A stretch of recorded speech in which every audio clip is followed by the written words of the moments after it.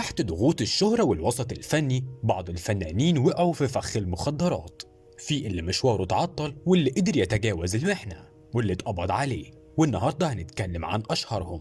دينا الشربيني اتعرضت لأزمة كبيرة وأصبحت حديث الرأي العام بعد ما اتقبض عليها في إحدى الشقق اللي كانت بتتردد عليها لشراء المخدرات. وفي التحقيقات اعترفت بتعاطيها الهيروين، لكنها أنكرت علاقتها بكمية المخدرات اللي لقوها في الشقة، واتحكم عليها بالسجن سنة وغرامة 10,000 جنيه، وخرجت من السجن في 2014. أحمد عزمي دخل في حالة اكتئاب شديدة بعد مقتل أخوه في خناقة. سافر شرم الشيخ وقعد هناك فترة، وهناك اتعرف على شلة دخلوه عالم المخدرات. وهو معدي في شارع وقفتهم لجنة، ولما الضابط فتش العربية لقى أقراص ترامادول، واعترف إنه كان بياخد ترامادول لكن بوصفة روشتة، وكانت واحدة من اللي معاه في العربية بنت مسجلة. فالموضوع كبر واتحبس لمدة سنة وخرج.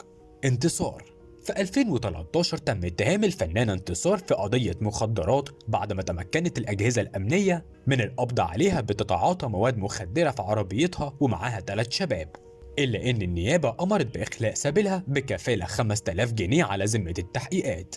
فاروق الفيشاوي صرح الفنان الراحل عن علاقته بالمخدرات وقال: العبط والسذاجة سبب اتجاهي لإدمان المخدرات. كان عنده شغف يجرب كل حاجة جديدة، لكن مشاعر الأبوة مع ابنه أحمد كانت الدافع الحقيقي اللي خلته يبطلها لما كان ابنه بيشوفه في حالة مش طبيعية. الفنان سعيد صالح في سنة 1991 اتقبض عليه بتهمة التعاطي في أحد أوقار المخدرات وتم حفظ التحقيق معاه، لكن اتقبض عليه مرة تانية وهو بيتعاطى في اسكندرية وتقدم للمحاكمة، وصدر حكم ضده بالسجن لمدة سنة، لكن تم الإفراج عنه بعد ما قضى تلتين المدة. ريكو اتقبض عليه في شقة بتهمة التعاطي وكان معاه 4 تانيين، واكتشفوا إن صاحب الشقة هو مؤلف أغاني بيستخدم الشقة في التعاطي والتجارة. نيفين مندور اتقبض عليها في عربيتها ومعها 2 صحابها ومعاهم 30 جرام من الهيروين بهدف التعاطي، لكن قدام النيابة أنكرت التعاطي وأفرجوا عنها بكفالة 50,000 جنيه. الفنان الراحل نور الشريف ما كانش بيتعاطى المخدرات بالمعنى المعروف، لكنه توجه لتجربة الحبوب المخدرة في فترة وجوده في لبنان، وحرصه على شغله هو اللي خلاه يبطلها تماما لأنه عارف إن الفن مسؤولية.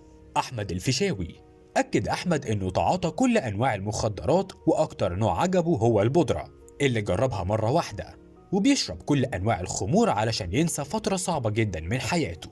وفي مقابلة مع برنامج شباب توك قال إن الرياضة بقت عشقه الجديد وترتيبها الأول في حياته لأنها أنقذته من إدمانه للمخدرات.